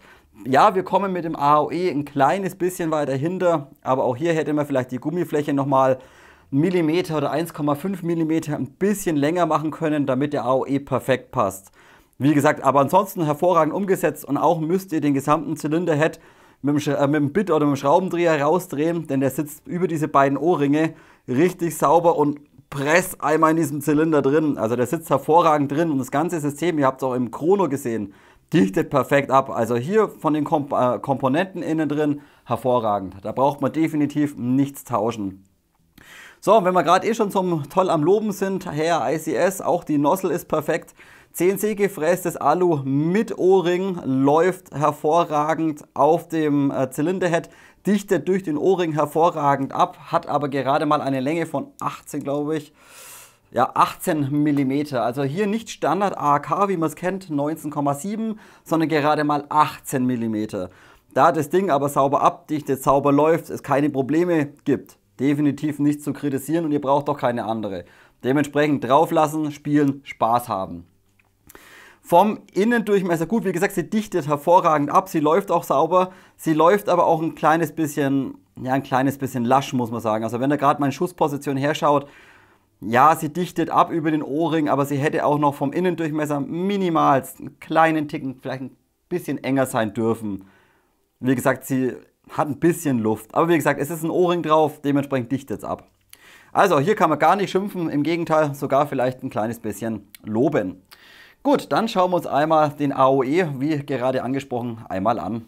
Also schauen wir uns den AOE einmal ganz kurz an. Wie gerade schon angesprochen, unser Zylinderhead vorne ist ein kleines bisschen länger im Vergleich zu anderen Herstellern über die beiden O-Ringe und auch über das Sorbo einmal drauf. Und ebenfalls unser Pistonhead ist ebenfalls einen kleinen Tick länger. Um genau zu sein, sind 7,6 mm Gesamtlänge vom Pistonhead. Entsprechend von diesen beiden Komponenten kommt unser Piston ein kleines bisschen im hinteren Bereich weiter raus. So, wenn wir jetzt uns den AOE einmal anschauen, dann werden wir feststellen, dass der schon bereits out of the box recht anständig passt. Bedeutet, unser Sektorgear greift hier schon im Vergleich zu anderen Herstellern sehr gut in den letzten Zahn vom Piston einmal rein. Wenn man es perfekt haben wollte, müsste man nochmal um 1 bis 1,5 mm nochmal ein kleines bisschen zurück. Bedeutet, wenn ihr nochmal irgendwie den Pistonhead spacen wollt oder den Zylinderhead vielleicht einen anderen drauf von Topmax mit einem großen Sorbo, auch dann wäre der AOE, wie gesagt, perfekt. Da das Ganze aber out of the box schon sehr gut umgesetzt ist, würde ich definitiv sagen, gibt es hier absolut nichts zu maulen. Alles so lassen, wie es ist, Spaß haben und fertig. Also schauen wir uns abschließend noch Lauf- und Hop-Up-System an. Lauf, wie am Anfang schon bei den technischen Daten angesprochen. Standard ICS-Lauf, Länge sind 371 mm, AEG-Aufnahme. Das Ganze aus Aluminium mit einer relativ harten Beschichtung einmal oben drüber. Innendurchmesser sind 6,04 mm. Also bereits out of the box eigentlich ein recht anständiger Lauf drin installiert, muss man sagen. So, jetzt aber ein erfreulicher Punkt, das weiß ich gar nicht, ob das bei den älteren Modellen auch schon so war, beziehungsweise ich habe es nie nachgemessen gehabt. Auf jeden Fall das Lauffenster hinten für die Patchfläche oder fürs Bucking haben wir 6 mm und das Ganze erfreulicherweise mit einer schmalen oder mit einer dünnen Brücke. Bedeutet, wir haben hier gerade mal eine Brücke hinten von der Länge oder von der Breite von 1 mm. Bedeutet Brücke 1 mm, Länge 6 mm vom Fenster. Bedeutet, wir könnten auch mit dem Originallauf problemlos TNT-Buckings zum Beispiel verwenden. Und dazu kommt auch noch, wir haben keine Limitierung an der Hop-Up-Kammer. Die ist übrigens auch sehr gut gefertigt. Gut, das ist eine relativ standardmäßige AK-Hop-Up-Kammer, wie man sie eigentlich kennt. Die ist aus Zinkguss gefertigt. Aber auch hier auf jeden Fall vom Durchgang oben, vom Tensioner, keine Limitierung. Bedeutet, ihr bekommt problemlos langgezogene Tensioner, Prometheus, TNT, Airsoft-Philosopher, whatever, bekommt ihr alles problemlos in diese Hop-Up-Kammer rein. Der Lever hat ein kleines bisschen viel Spiel, muss ich sagen. Also den hätte man vielleicht ein bisschen enger fertigen können. Der kann da ganz easy mal kurz 1,5 mm innen drin rumschwabbeln. Der hätte also ein bisschen breiter werden dürfen, damit der Tensioner hinten sauber und gerade drückt. Also das ist das Einzige, ja, wo ich sage, naja, da hätte man ein bisschen besser fertigen können bei dem Modell. Wie gesagt, es gibt wenig Punkte, gerade bei den Internals gibt es gar keine Punkte, ist alles super. Aber hier der Lever, naja, sei mal dahingestellt, ob der so toll ist. Gut, wie gesagt, Standard AK Hop-Up-Kammer. Problemlos möglich, wie gesagt, zu TNT-Buckings. Und wie vorhin schon angesprochen bei den Internals, wir haben so viel Volumen drauf auf dem Ding. Ihr könnt problemlos 0,3 spielen, aber das Hop-Up macht es halt out of the box nicht wirklich problemlos mit. Bedeutet, wir haben auch hier ein stinknormales Standard-Bucking wieder, 60 Short, das Ganze von der Härte her. Und auch hier kombiniert mit einem Standard-Tensioner, welcher im mittleren Bereich einmal offen ist, also mit Loch, kein Vollmaterial. Dementsprechend bekommt ihr bereits ab 0,28, selbst 0,3 würde ich vielleicht vermeiden. Es funktioniert zwar, aber ich habe es euch schon so oft angesprochen, durch die kleine Fläche, ihr braucht viel Druck und ihr nutzt einfach mit 0,3 oder 0,32, nutzt ihr einfach die Fläche zu schnell ab. Da ihr aber eben nicht limitiert seid, was Hop-Up-Kammer und Lauf betrifft, wie gesagt, ballert euch rein, worauf ihr Bock habt. Ich würde euch zum Beispiel, wie gesagt, TNT-T-Hop in Kombination von dem TNT-Tensioner oder von dem Begadi Radium oder sowas. Das Zeug funktioniert einfach. Und dann 0,3 rein, Spaß haben, fertig. Ihr habt Volumen drauf, ihr habt dann ein gutes Bucking drin, ihr habt ein gutes Kugelgewicht drin oder ja, ein ausreichendes Kugelgewicht. Ihr könnt natürlich auch 0,32 gehen. Dementsprechend wieder ein Punkt heute, wie so oft, Thema Hop-Up-System nicht für schwere Babys geeignet. Spielt ihr jetzt nur 0,25, ja, lasst den Scheiß drin, spielt so. Vielleicht sogar 0,28. Geht ihr höher, gebt nochmal 20 Euro aus, wie gesagt, anderes Bucking, Schrägstrich Gummi und einen anderen Tensioner dazu und fertig. Ihr könnt das andere Zeug alles problemlos drin lassen. Hop-Up-Kammer, Lauf drin lassen und gut ist. Gut, dann möchte ich euch die Hop-Up-Kammer noch kurz in einer Aufnahme vom Einstellen her zeigen. Habe ich euch zwar vorhin schon mal ganz kurz gezeigt, von außen, jetzt aber einfach nochmal im zerlegten Zustand kann man es einfach ein bisschen schöner sehen. Ihr habt jetzt nicht diesen, wie soll ich sagen, diesen Drücker, diesen Hebel, wo ihr quasi den Lever verschieben könnt. Habt ihr jetzt nicht im vorderen Bereich wie bei anderen AK-Modellen. Das klappt ja immer recht gern weg, denn das Material ist relativ weich, wie ihr sehen könnt. Das ist immer ein kleines bisschen ein Problem. ICS hat das Ganze im hinteren Bereich eingebaut und entsprechend lässt sich die Hop-Up-Kammer, auch wenn es eine stinknormale AK-Kammer ist, lässt es sich ein bisschen schöner einstellen. Ihr habt auch hier oben, ist das alles so ein bisschen so geriffelt im oberen Bereich und dann habt ihr so ganz, ganz feine, ja jetzt Klicks, also richtiges Klicken vielleicht nicht, aber ihr habt eben eine Riffelung, worüber ihr so das ein bisschen einstellen könnt. Und natürlich könnt ihr auch wieder vom Zug her, könnt ihr auch wieder mit der Schraube und mit der Schraube ein bisschen spielen. Bedeutet, macht ihr die Schrauben ein bisschen fester, geht es ein bisschen straffer zum Einstellen, macht das ein bisschen lockerer, geht es ein bisschen leichter zum Einstellen. Und ihr seht, ich habe es jetzt ein bisschen gut zugezogen und jetzt läuft das Ding einmal pfiffi. Und es lief auch vorher schon gut. Natürlich muss man wieder ein kleines bisschen vorsichtig sein mit dem Hebelsystem, gerade wenn man mehr Hop drauf gibt. Wenn es zu straff geht, da drückt man, zack, und dann habt ihr gesehen, dann macht er halt gleich immer ja, so 2-3 Millimeter. Natürlich ein Hop-Up-System in der AK mit einem Rädchen zum Einstellen, wie jetzt bei G&G zum Beispiel, oder auch die neuen Arcturus-Modelle bekommen ja auch eine Hop-Up-Kammer im Rotary-Design. Ich glaube von vorne oder so, keine Ahnung. Auf jeden Fall sind ein bisschen schöner wie dieses Lever-System, sage ich jetzt mal. Aber wie gesagt, es funktioniert. Und das, ja, wie gesagt, muss man sich ein bisschen dran gewöhnen, aber es funktioniert ein bisschen schöner wie bei dem ein oder anderen Hersteller. Und wie gesagt, Hop-Up an sich, Lauf ist gut, die Kammer an sich, Standard AK kann man auch nicht maulen, die Fertigung ist in Ordnung, auch das Schiebersystem, es funktioniert alles. Das Einzige, was man wirklich ansprechen könnte, ist halt Limitierung, ein bisschen Kugelgewicht wegen dem Standard-Bucking und dass der Lever hier oben ein bisschen arg viel Spiel hatte. Also der gehört normalerweise locker einen Millimeter breiter gemacht, damit der Tensioner sauber drücken kann oder gerade drücken kann. Aber auch hier kann man zum Beispiel, wie bei der Ares Striker damals, auch hier könnte man einfach auf den Lever links und rechts einfach ein Stück Kunststoff draufkleben von so einer Verpackung oder sowas, rausschneiden, links und rechts ein bisschen Sekundenkleber draufkleben, damit er einfach hinten sauber und gerade geführt wird. Fertig. Kleiner Mod, könnte man vielleicht noch ein kleines bisschen eine minimale Verbesserung durchführen. Aber ansonsten finde ich das Ding eigentlich soweit echt klasse, da kann man gar nicht maulen. Gut, ich überlege mir mein finales Fazit, Leute. Dann sehen wir uns abschließend zum Fazit. Gut, Leute, das soll es für heute wieder gewesen sein. Gibt abschließend wieder mein ganz persönliches Fazit. Einmal zur neuen ICS CXP ARK und das Ganze in der Bugatti-Version. So, schauen wir mal drüber, was finde ich an dem Knüppel gut, was finde ich vielleicht nicht gut und was ist kacke. Also, schauen wir mal. Zunächst mal, was finde ich gut? Die gesamte Verarbeitungsqualität ist hervorragend. Klar, der Promo kostet 600 €, das kann man auch erwarten. Hier wird man definitiv nicht enttäuscht, bedeutet, alles sitzt wirklich hervorragend, Passgenauigkeit, Toleranzen, tipptopp. Ihr habt da nichts, was irgendwie rumscheppert, die Waffe lässt sich nicht verwinden, sie ist stabil, sie ist robust, sie kann euch mal runterfallen, scheißegal. Dementsprechend hier Verarbeitungsqualität, ein Pluspunkt. Der zweite Pluspunkt, Internals. Natürlich, habe ich euch gezeigt, sauguter Pisten drin, sehr guter Pistenhead, sehr gute Zylinderhead, gute Nozzle drin, Federschnellwechselsystem, Stahl-Spring-Guide drin. Dementsprechend, ihr müsst hier bei den Internals out of the box nichts wechseln, absolut gar nichts. Egal, ob ihr das Ding jetzt runter macht auf 1,2, 1,3 und mit 7,4 Volt spielt oder ob ihr da von mir aus 2,2 oder 2,3 Joule reinballert, scheißegal. Die Internals machen es problemlos mit. Und natürlich auch der Motor, kommen wir gleich dazu. Dementsprechend ein Pluspunkt Internals. Ja, auch wenn die Gears, die ICS-Gears leider kreischen und ein bisschen Lärm machen, aber perfekt geschimmt sind, würde ich dennoch sagen, heute ein Pluspunkt Internals. Solide und out of the box, problemlos, spielbar. Ihr müsst hier absolut kein Geld in die Hand nehmen und irgendwie jetzt anfangen, einen Pisten zu tauschen, Pistenhead zu tauschen, die Nozzle mal zu tauschen. Nein, es ist out of the box alles sehr, sehr gut, muss man sagen. Dementsprechend ein Pluspunkt Internals. Nächster Pluspunkt natürlich auch heute wieder EFCS-MOSFET, das Bugatti Core hier speziell wieder drin. Akkuüberwachung, Akkuabschaltung, Zyklenüberwachung und auch diese adaptive Aktivbremse. Dementsprechend eben auch eine große Federspanne möglich. Bedeutet, ihr könnt das Ding, wie gerade schon angesprochen, mit 1,2 Joule spielen mit dem 7.4er oder mit 2,3 Joule mit dem 11.1er. Es ist wurscht. Die Elektronik macht es problemlos mit, die Aktivbremse regelt das Ganze. Dementsprechend EFCS-MOSFET ein Pluspunkt wieder. Nächster Pluspunkt ist das Federschnellwechselsystem. Da war ich ein bisschen am Kämpfen. Mache ich einen Neutralpunkt oder mache ich es als Pluspunkt?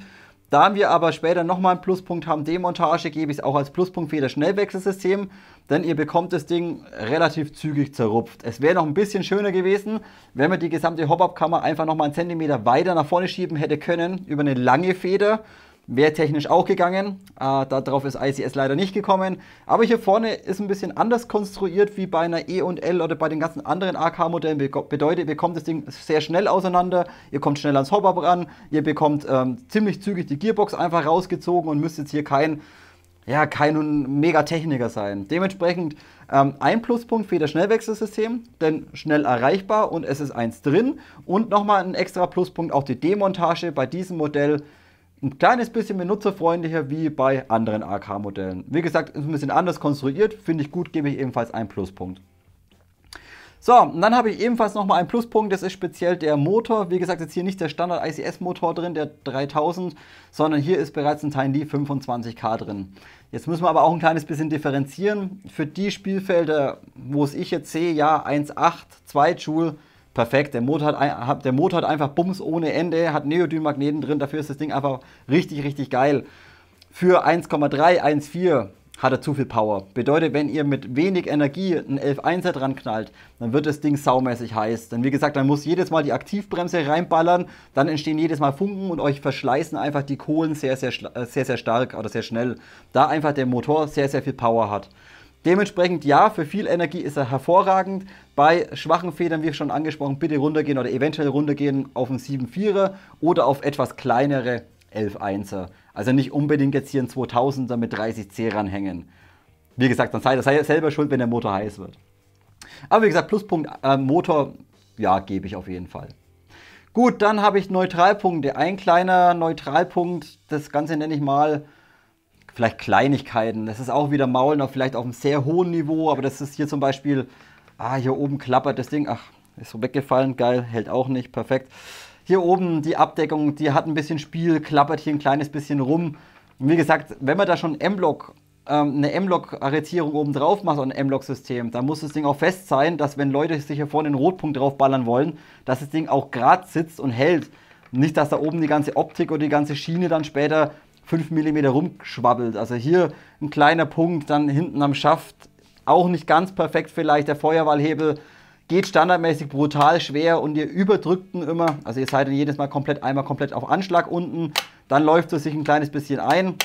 Sind vielleicht so zwei Kleinigkeiten, die ein bisschen stören und halt auch hier oben, ne? Korn mit dem Tool funktioniert überhaupt nicht, da das Tool breiter ist wie der Durchgang. Wie gesagt, könnt ihr nicht einstellen, dementsprechend kann man das Ding einfach wegschmeißen, da unnütz. Sind vielleicht so 2, 3 Kleinigkeiten, die das Modell nicht ganz perfekt machen. Wie gesagt, würde die meisten wahrscheinlich nicht interessieren, nicht jucken. Ich gebe es aber auf jeden Fall mal als Neutralpunkt auf, denn auch dieses Modell ist sicherlich nicht perfekt. Ja, ich weiß. Nee, wie gesagt, ein paar Kleinigkeiten. Gut, der nächste Neutralpunkt ist ein Thema Magazin und Kompatibilität. Erstmal das Magazin, was dabei ist. Ja, manche brauchen es vielleicht, die spielen bloß Milsim vielleicht mit 30 Schuss, aber die kaufen sich halt vielleicht auch nicht sowas. Ich finde es irgendwie ein bisschen unpassend und auch dazu finde ich es ein bisschen schade. Zunächst mal mit dem Follower müssen wir ein bisschen aufpassen. Wir bekommen von ICS selbst kein anständiges Double-Stack Mid-Cap-Magazin mit, sage ich mal, 150, 160 Mumpeln oder sowas. Gibt's nicht. Sie bieten also letztendlich dieses Low-Cap-Magazin an, 30 oder 50 Schuss, was dabei ist. Oder ein High-Cap mit 540 Schuss. Bedeutet, wir sind letztendlich darauf angewiesen, wenn man Skirms spielt, sage ich mal mit 160 Schuss Magazinen, dass wir auf einen anderen Hersteller zurückgreifen. Versauen sich also selber irgendwo in Verkauf, meiner Meinung nach. Hätten sie anständige Magazine eben auch fertigen können. Und dann eben auch Thema Kompatibilität, habe ich euch auch gezeigt. Das einzige Magazin, was wirklich sehr gut funktioniert und problemlos reinpasst, ohne Nachbearbeitung, sind Arcturus Magazine. Alle anderen passen nicht rein, ihr müsst hinten diesen Hebel ein bisschen anpassen, also ein bisschen abfeilen, damit ihr von der Höhe ein bisschen runterkommt, damit sie überhaupt arretieren. Wer ein bisschen feilen kann, bekommt es auch hin und dann könnt ihr letztendlich Symer-Magazine in dem Ding genauso reinballern, funktioniert dann auch. Aber ist doch auch ein bisschen schade, dass hier einfach vielleicht nicht darauf geachtet wurde oder damit einfach die Kompatibilität nicht ganz so schön ist. Ja, so kann man stehen lassen. Okay, so, nächster kleiner Neutralpunkt, aber wirklich nur ein kleiner heute, das ist Thema Hop-Up. Ja, wir können problemlos out of the box 0,28 Gramm problemlos spielen. Die werden richtig sauber gehoppt. Auch die Hop-Up-Kammer lässt sich schön einstellen über Klicks. Kann man überhaupt nicht maulen. Wer natürlich wieder schwerer gehen möchte, muss halt wieder das Hop-Up tauschen. Das ist immer der Fall. Aber standardmäßig 0,28 funktioniert wirklich sehr, sehr gut und lässt sich auch sauber einstellen. Man hätte aber auch vielleicht eine Hop-Up-Kammer installieren können, wie zum Beispiel G&G im Rotary-Style. Die lassen sich einfach ein bisschen feiner oder ein bisschen sauberer einstellen wie dieses Schiebersystem. Und wie gesagt, mit den Klicks, ja, es geht, aber wenn man halt auch ein bisschen 8 drückt, dann verstellt man es halt gleich wieder 5 mm. Also man muss schon ein bisschen feinfühlig vorgehen und ein bisschen vorsichtig vorgehen. Dementsprechend Hop-Up gut, aber halt auch nicht vielleicht ganz perfekt. Wie gesagt, kleiner Neutralpunkt, nicht so gravierend wie bei dem einen oder anderen Hersteller. Okay, so, Kritikpunkte habe ich 2 Stück. Das könnt ihr euch jetzt raussuchen, ob ihr das auch so kritisch seht wie ich. Und zwar einen Kritikpunkt gebe ich auf den Schaft. Ja, er ist vom Material her ist er hervorragend. Er passt auch relativ gut zu dem Modell, muss man sagen. Aber warum verstellt sich das Ding die ganze Zeit? Oder warum ist der nach hinten nicht arretiert? Ja, wir können ihn schnell ausziehen, aber letztendlich, wenn ich hier hinten zum Beispiel jetzt meinen Trageriemen installieren möchte, da ich hier eine Aufnahme habe, funktioniert das Ganze nicht, denn jetzt schiebt sich jedes Mal automatisch von allein komplett nach hinten aus. Oder ich habe das Ding irgendwo am Plattenträger hängen oder halt am Trageriemen und der Schaft bleibt hier irgendwo hängen, ja, dann zieht er sich auch wieder automatisch aus. Warum arretiere ich das Ding nicht in beide Richtungen, vor und zurück? Ich meine, ich habe doch hier einen Hebel zum Drücken. Wisst ihr, was ich meine? Also hier Kritikpunkt, wie gesagt, das stört mich persönlich, stört es, dass der sich von alleine einfach auszieht. Mir wäre es lieber gewesen, dass er einfach nach hinten und nach vorne einfach sauber arretiert, wie es bei jedem anderen Schaft auch der Fall ist. Kann man kritisch sehen, kann man nicht kritisch sehen. So, und jetzt der zweite Kritikpunkt und da müssen wir drüber quatschen, denn das hatte ich bei den restlichen Aufnahmen gar nicht angesprochen, denn ich habe es vergessen. Das wollte ich eigentlich bei den allgemeinen Informationen mit ansprechen, aber wie gesagt, habe es leider verkackt.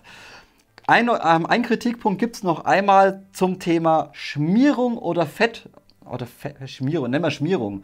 Denn standardmäßig war mein Modell innen drin von der Gearbox und auch vom Hop-Up-System extrem stark gefettet. So, bedeutet, nach den ersten Magazinen, nach den ersten 50 Schuss, habe ich nachgeladen, lege das Magazin ein und denke mir, was ist denn das? Da vorne am Mündungsfeuerdämpfer sind die Fettbatzen wirklich dran gehangen. Bedeutet, in dem Zylinder war standardmäßig so viel Fett drin, dass es das ganze Klump nach den ersten 50 Schuss alles durch den Lauf nach vorne rausgedrückt hat und der ganze Mündungsfeuerdämpfer vorne komplett mit Fett versüfft war.